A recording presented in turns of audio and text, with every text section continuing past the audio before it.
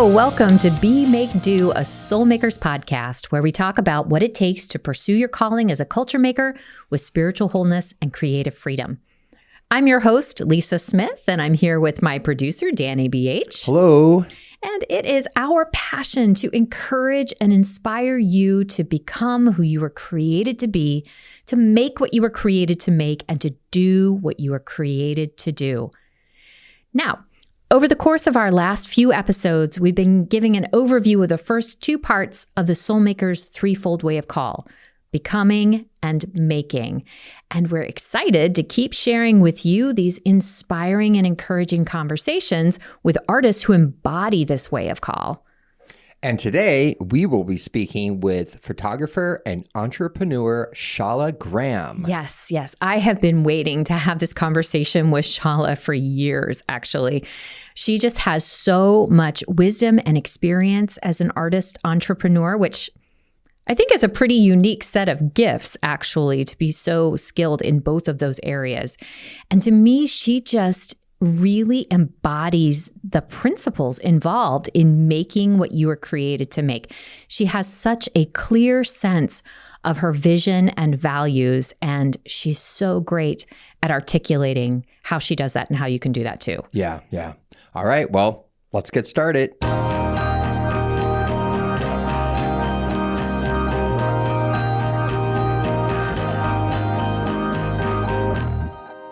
Thank you so much for being here today, Shala. I'm so excited to get to talk to you and to be able to share you with our audience.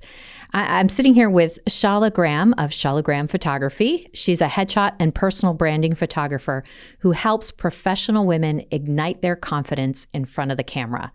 She's also the founder of Calling Qualified Ministry, equipping women to live a life that courageously chases their unique calling, and Creative Colony, a co-working space where she supports entrepreneurs in the DC area. And we met when you actually shot headshots for me several years ago. And I just found you as I was desperately searching for somebody that I would really enjoy working with. And then it was such a fabulous experience being in your studio.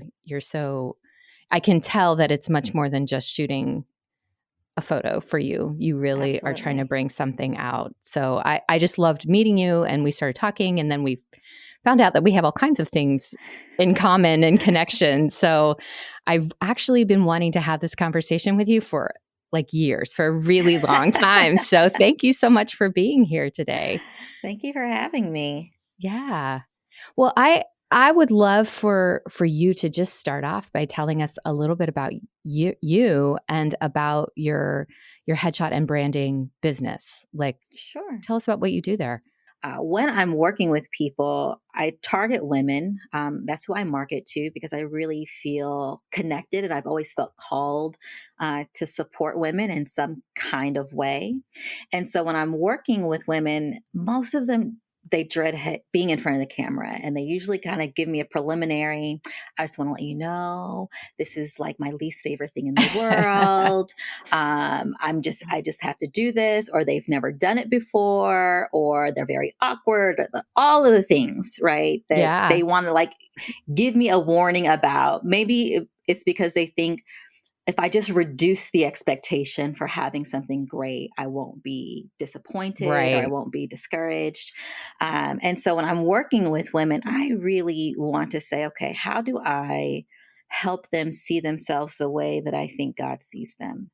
How do I help them have this encounter with themselves?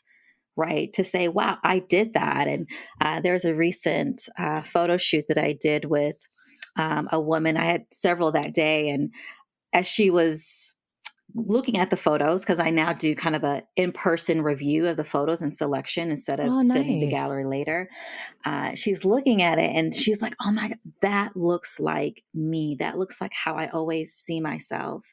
And then she started crying and she was welling up. And I was like, okay, what's happening here? And she shared how she was making her way through a divorce after 20 years where she was abused. And this was this moment for her to be like, there's something in me that is great and wonderful. And so it's for those moments, not that I want that for any of the women that I work with, but it's for those moments, those women who are struggling with their identity in some way, right? Whether it's the world or a interpersonal relationship, to be able to have a time that is focused on them, that they can begin to see themselves and say, you know what, I can do this. I can confidently chase the career, chase the new life, do the thing, and not even be brand new. I like to think of it as rediscovering or uncovering the thing that was already there, Yeah. right? Because I feel like the greatness is in you because that's how God made you. But over time, we get layers of things that push it down and cover it. And so, Yeah. in my small amount of time that I get to work with women, I really want to see them that confidence be ignited on a different level where they're thinking, "Wow, like this was almost therapy. Like this was more than a Yeah. photo shoot." Yeah, I definitely felt that, like being in the space with you, the way that you create that environment and work with me was very much like I have been in places where it feels like, okay, we've got to get this done in the time and like get it done. And I hope you know what you're doing because you got to get out of my studio. But you're so gentle. It's almost like I felt that sense of being able to trust you, that you were holding this whole experience and that you had my best interests at heart. And I, I I think there's something it's so beautiful the way that you talk about what you do, and I love it as an example of an artist at work in the world who's a person of faith. Like you don't bill your photography business as like I'm a Christian Yeah. headshot photographer. You know, Yeah. it's not that kind of like stamp. It's your opportunity to just pour out and truly create this like what would a photography studio be like if it were, governed by Jesus, like that, Mhm. this is what it would be like. What an incredible thing to be able to do that within this, because taking somebody's photograph is a very vulnerable, very intimate thing. And to Very. have somebody see you in that way is really vulnerable. So to be able to create, I mean, I think these are some of the things that we don't necessarily think about as artists that we know that it's vulnerable for us when we show our work, but creating these spaces for other people to be vulnerable, to be seen, or to see things they're not used to seeing, in your case about themselves, like that's a sacred space to be walking in. Yeah, absolutely. I like that phrasing, a sacred space, right? Because I Mhm. want it to be honored in that way and I want it to feel safe, right? And that's why I'm careful about the people who I work with, right? My makeup Mm. artist or my stylist. Um because I want this space to be safe. I want you to be encouraged. I don't want you to be stressed out. I Right. don't want you to be thinking about all of the things that could happen, that are happening, but to enter into this space. And I try to be very intentional, part craft, right? Mhm. Because if someone is not comfortable, you're not going to get a great photo out of Right. them. So part of it is like, this is the work that I do. And then part of it is, how can I take an opportunity to affirm the thing that I am seeing in them, right? So Mm. I'm watching for when their eyes switch, right? There's like a bulb, right? A tinker, or sometimes it's a movement where you see them, they physically settle in, and I'm like, yes, I see you. And I'm very intentional about my words because I want them to be like, oh, yes, yes, I do see you, ma'am. Yes, you are killing it. And that's how I just want them to feel Yeah. and see something that either they don't see or no one takes the time to say it, right? And sometimes we just need to hear it, Yeah. that we are amazing and we're doing a great job and we have a spark. And I think that's a precious, like, um, work of Jesus thing, right? To see someone, affirm them, recognize them, um, out of the crowd. Yeah. That's a real gift. Yeah. Mm. Well, tell me, I want to, a big part of what we're talking about with Soulmakers is calling. and understanding calling on a deeper level. And we talk about how frequently the conversation around calling goes to what do you do? You know, and that must be your calling. That's the extent of it. But in reality, the biblical call is much more expansive than that. It has a lot more to do with who you are and the shaping of that identity. And also, I think it has a lot to do with your natural gifting and talents and the way you see the world, what God has kind of put in you, and our responsibility is to develop those things. And then how that plays out, what you quote unquote do, may change over the course of a career. You may be doing 5 things at the same time, because I think a lot of times people get stuck with my circumstances don't allow me to do that thing I'm called to do, instead of being able to see, okay, how can I live out my call within the circumstances that I have, or work towards circumstances, knowing that this is a long journey. And so I'm curious about how you think about call for yourself, and also how you talk about calling with the women that you're engaging and Yeah. calling qualified. Yeah, so I think, and this is something that I've wrestled with, right? Because like many people, I think about, well, what do you do? What am I supposed to do? And then I was like, for someone who is, multi faceted serial Yeah. entrepreneur, I was like, okay, so you feel a little like bipolar here, like you're Yeah. schizophrenic, right? Because and I was like, this sounds crazy in my head. This sounds crazy to other Yeah. people. Like how do all of these things fit? And so when I was kind of wrestling through my own makeup, um, I came up with the phrase "courageously chasing the call," right? Mm, The call to Jesus, and really, to your point, our calling is to be conformed into the image of Jesus, right.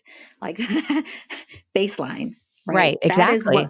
That is what we're here and what we're doing. And if we can get as many people who look and function like Jesus in the world, how would the world change? Right. And how do we get Jesus into the bakeries and into the schools and into, the marketplaces? Like that would be a really transformed world. Right. And so I like to think of this courageously chasing the call, and it's kind of what keeps me from feeling like I'm just crazy. I am maturing in this season. I'm about to turn 41 next week, and so I'm like, you Oh, know happy what? birthday. Thank you. I'm more self-aware, right?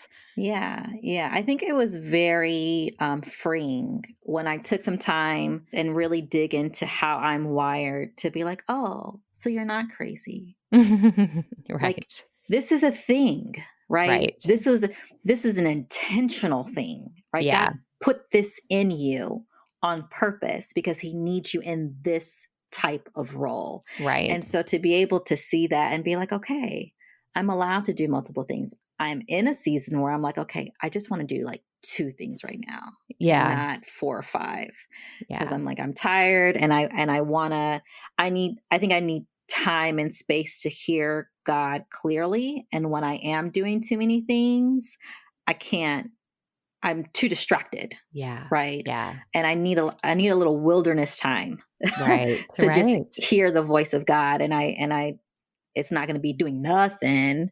Um, but I Just could not do 20 things. less. Yeah. Just not 20 things. If I can just do photography and calling qualified and then go to school, like I feel like that's a max capacity Yeah. in this Yeah. season. And that's enough, right? Let Yeah. me pay my mortgage, Jesus. And then let me also like encourage and inspire women to do the thing. So Yeah. yeah, It's so so I think important it's to just know when is freeing. enough. Enough is, Yes. yes. Yeah. To be able to Yes. maintain. Yeah. And I don't want to be I don't want life to always be in a hurry. One of my Hmm. colleagues recommended the book The Ruthless Elimination of Hurry, Hmm. which was really good. I was like, okay, I'm not going to stand in the longest line at the checkout and I'm not going to drive the speed limit, but I will take your other advice on how to slow down and making sure that I'm implementing Sabbath rest more regularly and Yeah. just slowing down. Because he was like, you can't. you can't go at breakneck speed all week long and then hit Sabbath and fully unplug. Right. Right. It's just you need like an on ramp and an off ramp. And so it's forced me to just slow life down a little bit. Right. I'm like, how can I really like focus on working like Tuesday through Thursday and then Monday and Friday. Friday's kind of like my, play hooky day. Maybe I'll work, maybe I won't work. Monday is like waking my brain back up. Yeah. But it had to be an intentional, like if I know that I'm going to be unplugging come Friday night, I need to make sure that I am at a space where I can Right. and not feel guilty, not feel bad, not feel overwhelmed that things are undone. Because maybe I'm just trying to do a little bit less and reduce some of the expectations because I understand that I have a very strong, like, critical voice that says I gotta do and I gotta be perfect. And I think even some of that as an artist, working with other artists over the years, I've had to learn to be okay with good enough, right? Because when it comes down to like a commercial creative business, I'm like, we have a deliverable. You are wasting billable hours hemming and hawing. It's fine. Send it to the client. Right. Done. Right. Done. So how do you apply that? I mean, that's a great example of like in the commercial world, like there's just time and good enough sometimes has to be good enough. Yeah. How do you carry that over into your other creative projects or like just what you were saying, being able to tell yourself, okay, I'm going to take this time off or I'm going to limit myself in this way? Yeah. I think in photography, there's I don't have to do one. I send my work to a retoucher to do the editing, right? I don't have to have my hand on that, right? And I just hire people who are better than me. So that when it comes back, I'm like, wow, how did you do that? Man, that skin tone is so great. That's fabulous. And also realizing that I see things or she sees things that the regular person doesn't see, right? And they wouldn't notice the difference, right? It's like my husband, he would very into music, has a great ear, can sing. I don't have those things. So he would be slaving away, mixing, mastering something, and then he'd put headphones on me. I'm like, listen to this.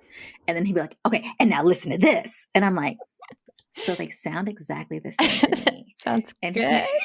He would be so frustrated. And I realize that's the case for a lot of artists, right? When your ear or your eye or your voice is tuned to that thing, you see things that even other artists in other places would never notice, right? And so there's a freedom to say, you know what, just let it go.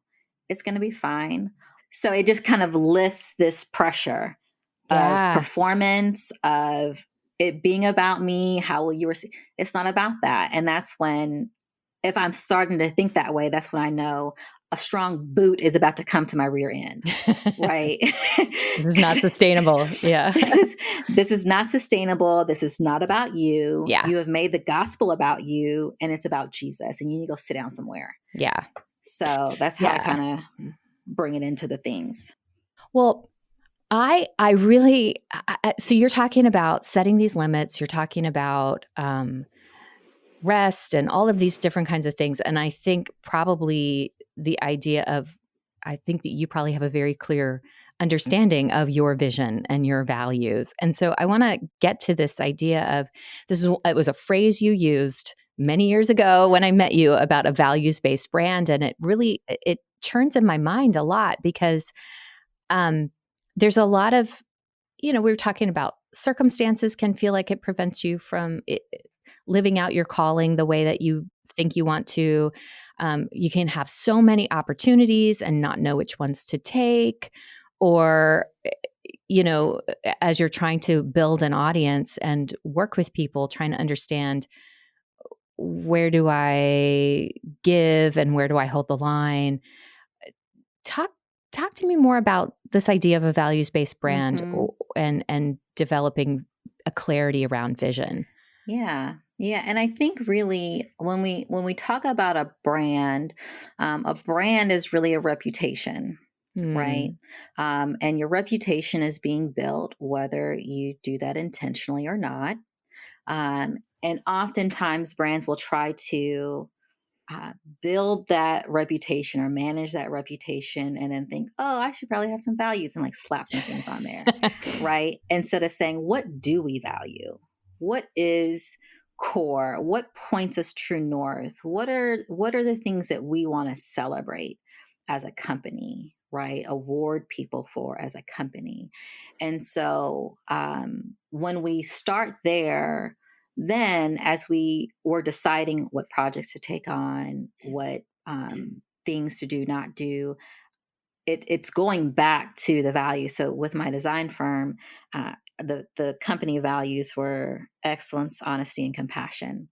And so I remember my designer, Christy, she got a call from one of our, regular clients. They had an emergency, of course, that they need something right away. And so she talked to me about it and she was like, okay, so I'm trying to have compassion for their situation, right? Um, and I want to make sure that I can actually deliver, right, the excellence that we want to hold ourselves to. But I also want to be honest about like my capacity. Like, can I do this? Is this reasonable? Also, is your lack of organization really my problem? Like, and she didn't necessarily say the company values at each piece, but I could see how well it was ingrained in the thought process. Like, this is what we value. We do care about our clients. We do want to do excellent work, but we value being honest. We never want to be the company who's like, oh, I can do that. And really, you're going to go find someone who can do that because you can't do it. I'd rather just say, we don't have capacity to do that, or we don't have anyone on our team who can do that.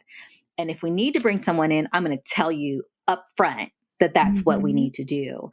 Because I don't like the behind the scenes kind of shady business, fake it till you make it. It's just not my jam. And so I think it's important for me, it was just this beautiful, she was struggling with this decision, but I was super excited because I was like, she gets it. She gets our values. This is a tangible, real thing that can be implemented. And so even now with photography, I'm like, I need it to feel authentic and I need it to be about growth and I need it to be fun, right? These are the things that I am valuing as a photographer. I want you to look like your authentic self, and I'm going to show up as my authentic self in these shoots. I'm doing this work because I'm interested in your growth, for the growth individually, your growth in your career or in your business. And the work that we are doing here is for growth. And then it should be fun, right? It should not feel like going to the dentist. You might be dreading it, but I want you to walk away being like, wow, that was actually fun. Yeah. And I'm like, yes. Yeah. Every time someone says that, I'm like, I am on brand. This makes sense, right? Yeah. So I just think it's important to have those values. And that way I can kind of say, you know what, if I do this photo shoot, is this really authentic to me? Is it authentic to them? Is this really helping me grow, them grow? Like, where's the growth? And is this just painful? And sometimes when I've done the painful thing, I'm like, dummy, why did you do that? This was not fun. Right. This was not enjoyable. And I should have said no. Yeah, that gets it. Like, I literally have had this conversation with somebody about. Well, there's two conversations. So I'll throw them both at you, and you can respond however you want. But one is kind of concerns or questions around how Christians in the arts should or shouldn't market themselves, and whether or not the look at me, that aspect of marketing, I think, is what they're talking about. And the second is attracting client. The conflict comes when somebody feels like they're in a position where they have to work with a client who has expectations or needs that are outside of my values or what I want to be doing, whether it's creatively or spiritually or morally or any of those kinds of things.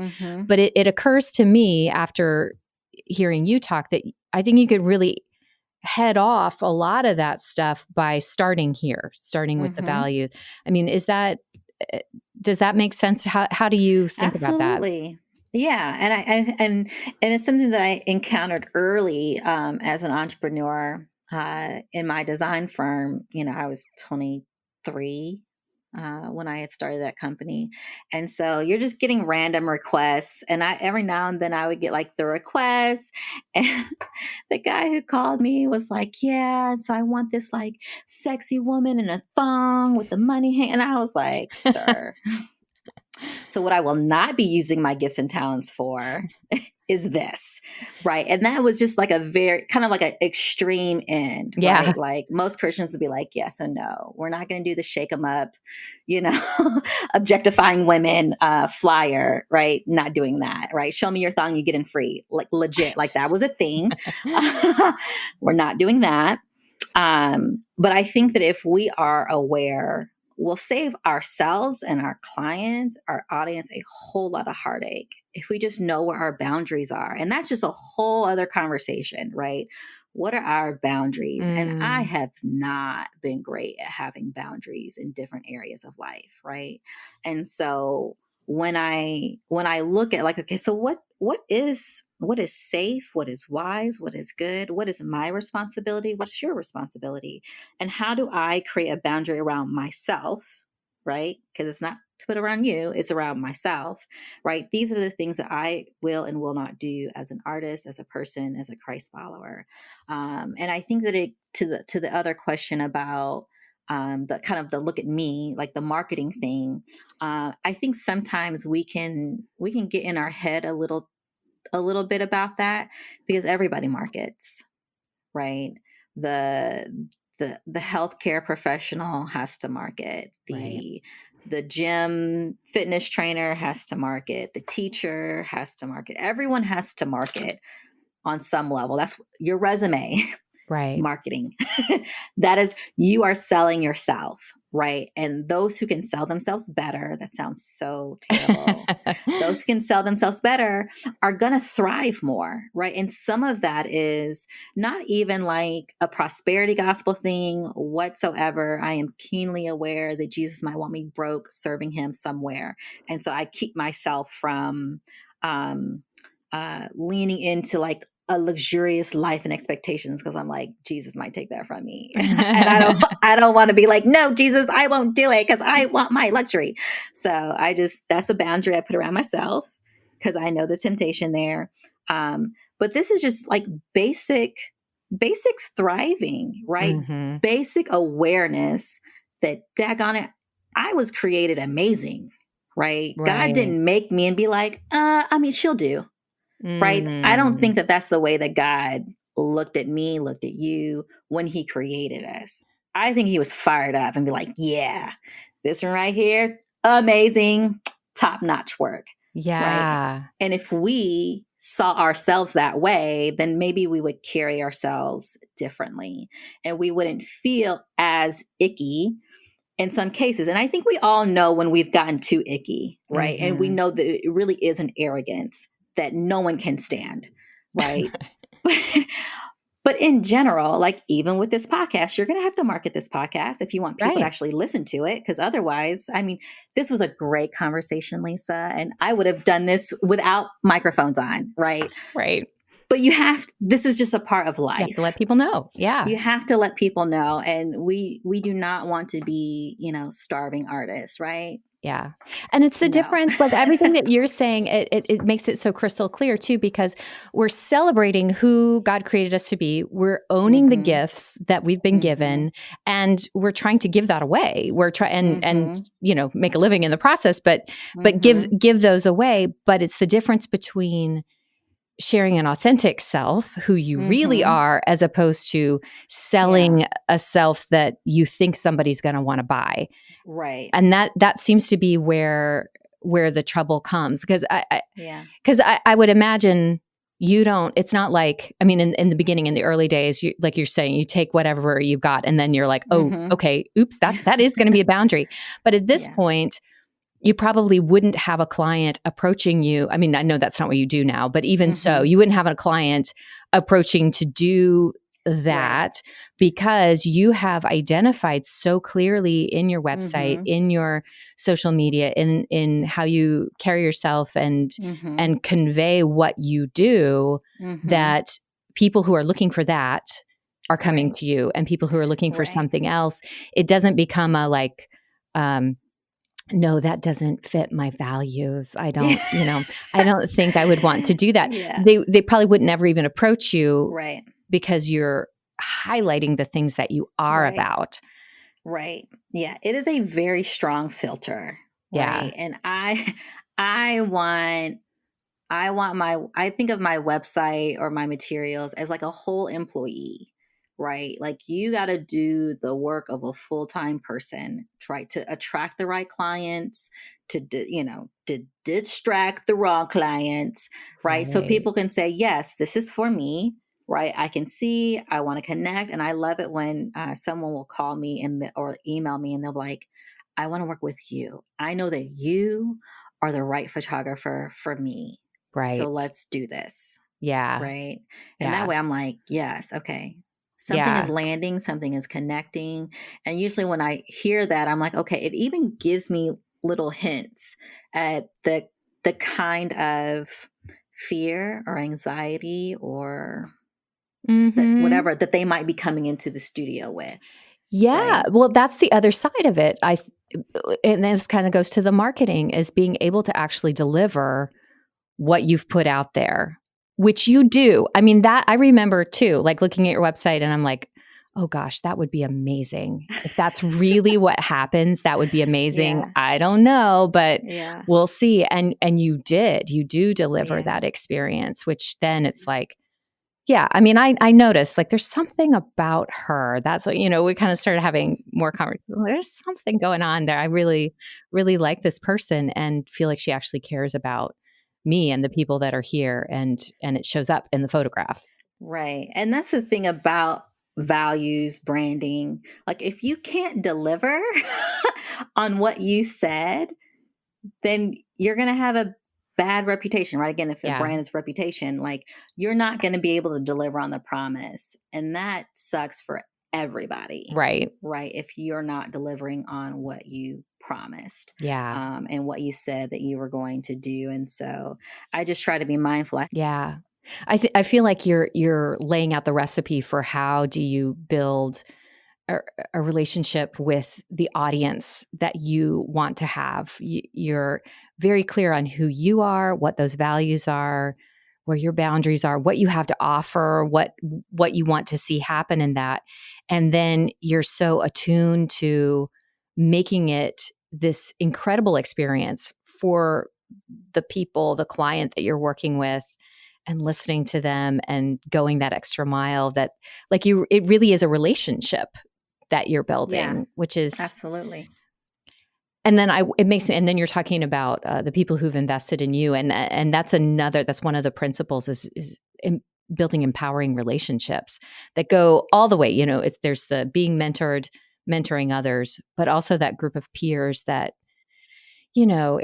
it is really, I know a lot of people really feel alone in general. And then artists can feel very isolated because a lot of our work can be alone as well, but also this intersection of art and faith and being with people that get you.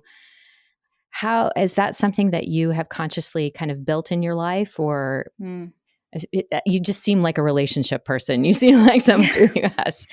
I do have really great relationships, and it's so funny. I don't know if you've done Clifton Strengths Finder, but there's not a single relationship building strength in my top 10. And I was like, interesting. What is this? But most of my things are influencing, right? And so, and even that is still a very apostolic connection, right? Yeah.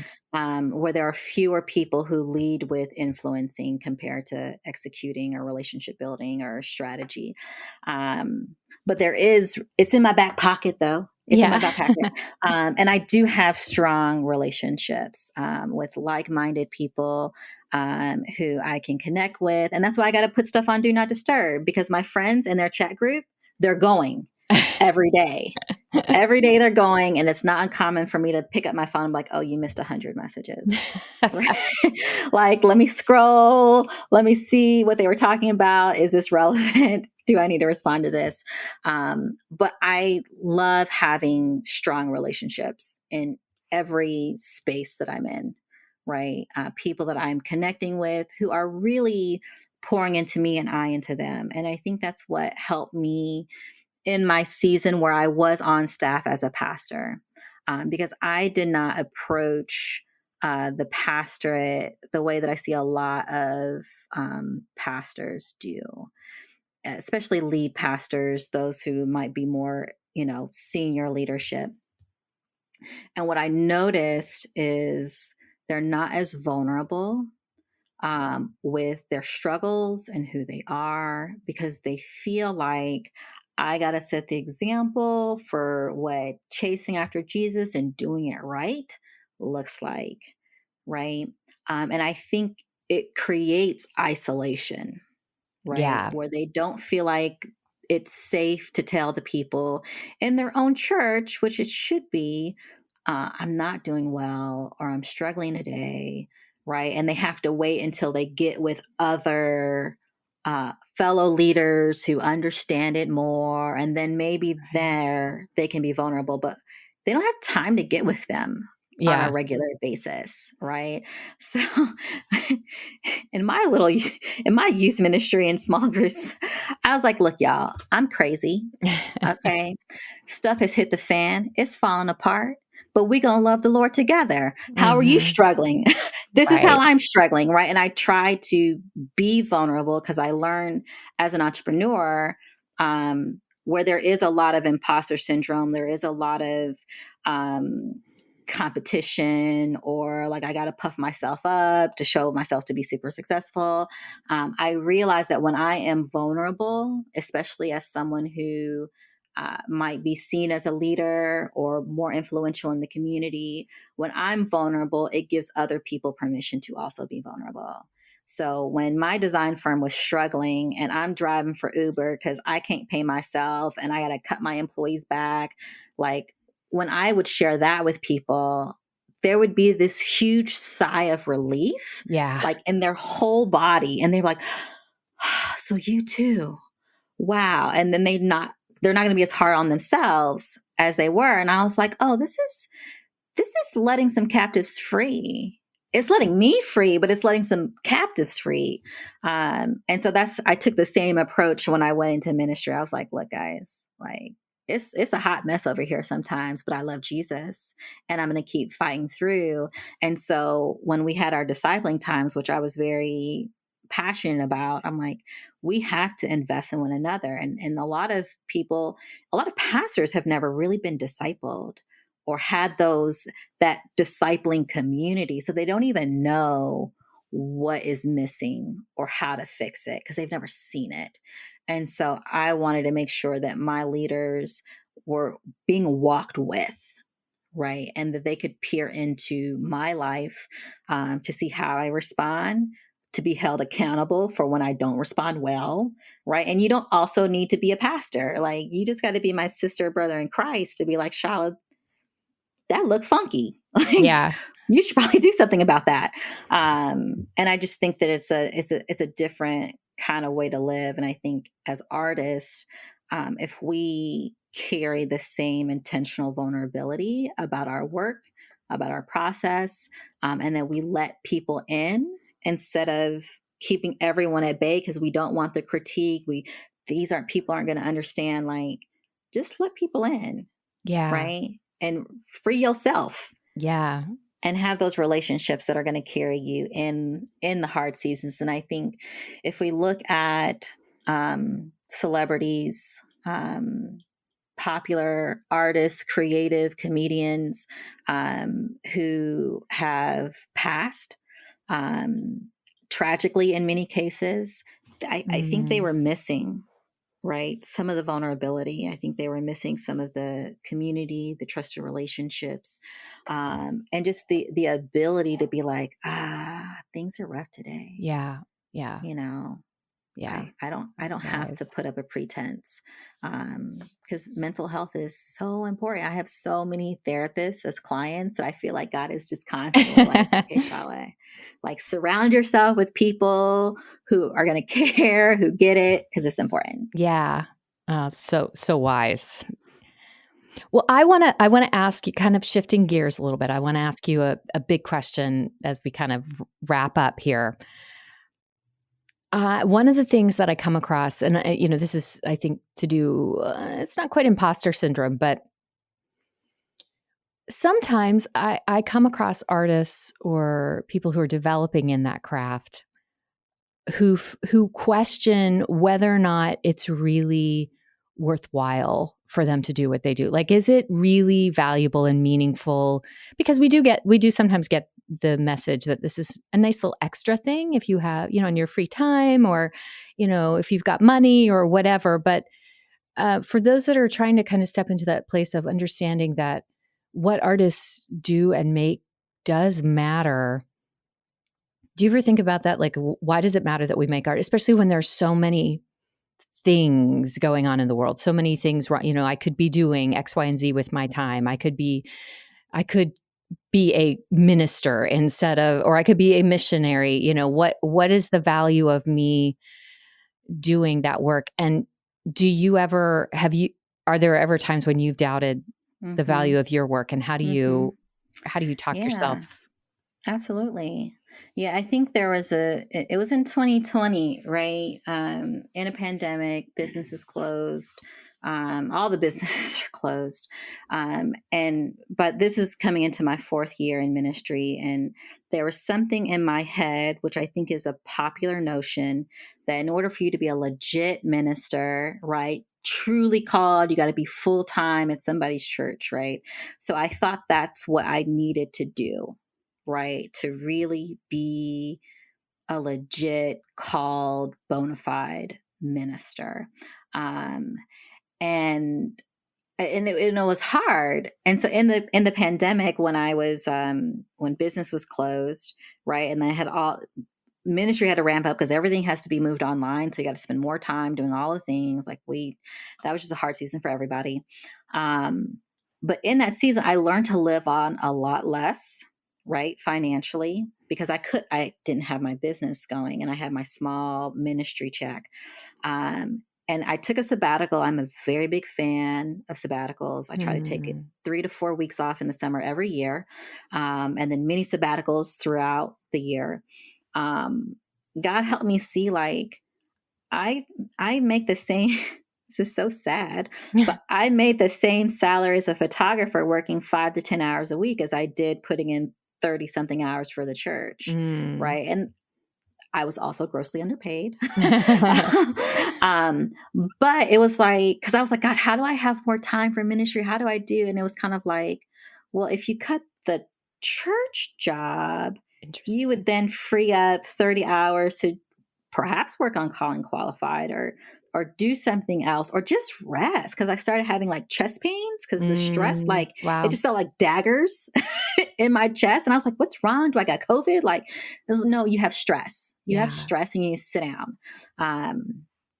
And so that's when I switched, right? And it also was this like, this realization that my value and my worth as a minister is not tied to whether or not I do anything full time.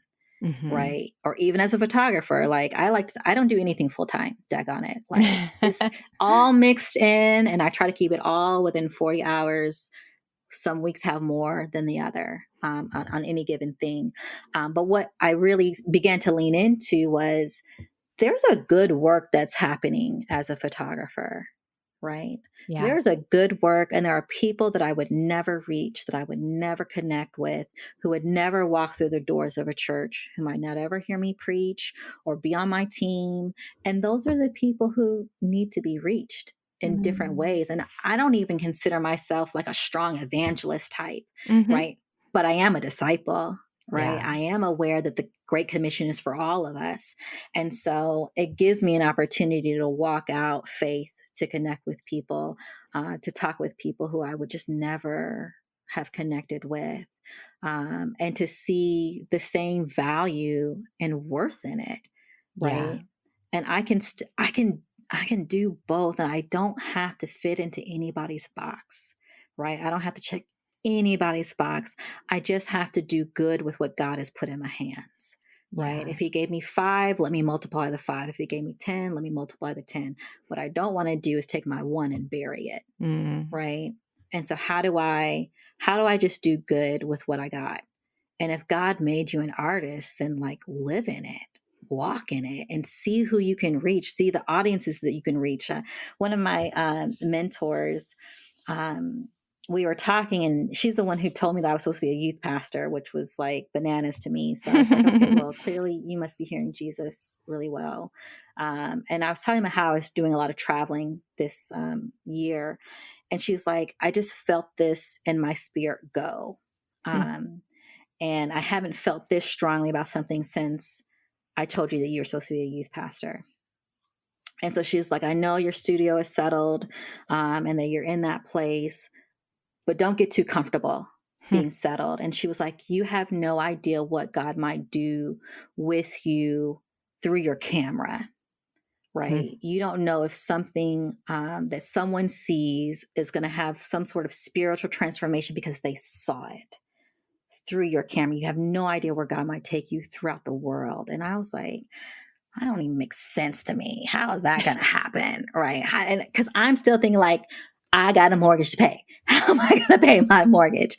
But what was interesting was I had just come back from Italy with my seminary, and they had a grant. And so they hired me to photograph artwork prominently featuring women in the art, right? So we created this visual museum of women in Christianity, of artwork across Italy. And maybe a week or two later, after this conversation with my mentor, we were talking, or I went to a symposium for the visual museum, and the professors were like, yeah, we got to get more grant money because we need to go to Ethiopia, and we need to go to this Oh, country and that wow. country and it started to click to me. I was like, oh, there are other ways. And these are seminary professors who are deeply engaged in the arts, Yeah. right? And what theology we learn from the art that exists. Right. And so I was like, oh, maybe she was onto something. Maybe she still hears Jesus well. Okay. And so it just expanded my imagination, Yeah. right? Of how I can be an artist, be a photographer, be whatever, and still deeply integrate my faith, and my call to minister in different forms. And so that's what I would kind of say to people, like, there's a deep ministry, as an artist, and in the visual language, that just is not the same for all people when they like read something, Yeah. you know, being able to engage it, to experience, to use all of your senses. Sometimes it just helps people click. And there's a people who need what you're creating. And that's the way that they're going to be able to engage with the Holy Spirit. And so do the thing. Do the Yeah. thing. That's Yeah. good. Shayla, you are amazing. I'm just amazed by you. The scope of how you use your gifts and your generosity that just comes out in everything that you say and all the spaces that you create.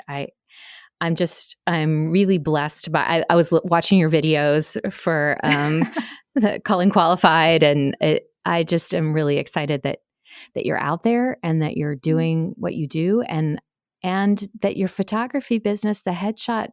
I just think that is such a gift to so many women, to be in that space, to be able to be vulnerable and show who they are, and be encouraged in that as they're taking that step to say, because that really is like saying, I'm a professional, I'm here, I'm ready.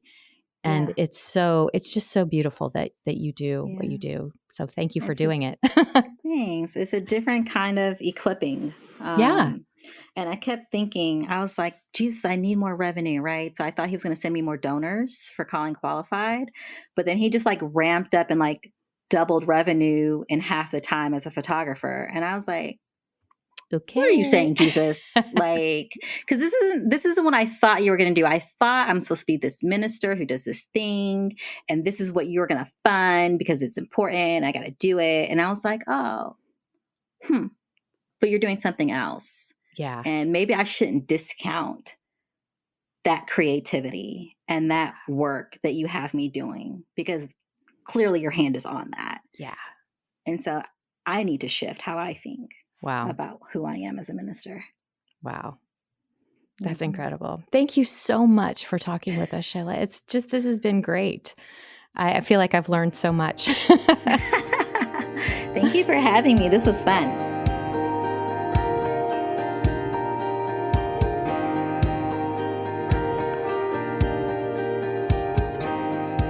I love everything she has to say about creating a values-based brand and setting boundaries up front. I have had that conversation with several artists who contract with others, but I think this just works across the board as an artist. I mean, I know as an actor, I had to think about this, like what kind of roles do I want to take and what kind of work do I want to do, but how do I be selective and still work and all that kind of stuff. But she makes it so simple. I love the idea of knowing your values and your boundaries and creating your identity and your brand in such a way that you're setting the tone from the get-go in your professional life, and you're setting yourself up to be in the environments you want to be in. Yeah, and she was so clear and concise about it, and you can really tell like she's been through it to get to that point where she is now. Like she went through the mistakes. She went with not having boundaries. She was doing things she didn't want to do, and now she knows how to not do those things. Yeah. One should be so lucky. Well, you just have to follow those steps, right? There you go. Exactly. Okay, well, in our next episode, we're going to be taking an overview of the final piece of the threefold calling and focus on doing what you are created to do. So I hope that you're finding these episodes encouraging and helpful, because we want to see artists get free and confident and grounded in your spiritual lives and in your artistic calling. And I just can't wait till next time. Me either. And #FreeTheArtists. Yeah. Thanks for listening to Be Make Do, a Soulmakers podcast. If you'd like to help support the podcast, please share with others. Leave us a rating and review on Spotify and Apple Podcasts. To catch all the latest, you can follow us on Instagram @Soulmakers Podcast and on YouTube @Soulmakers. Head over to our show notes where you'll find links and resources from this episode, including Shala Graham's website and contact information. Thanks again, and we'll see you next time.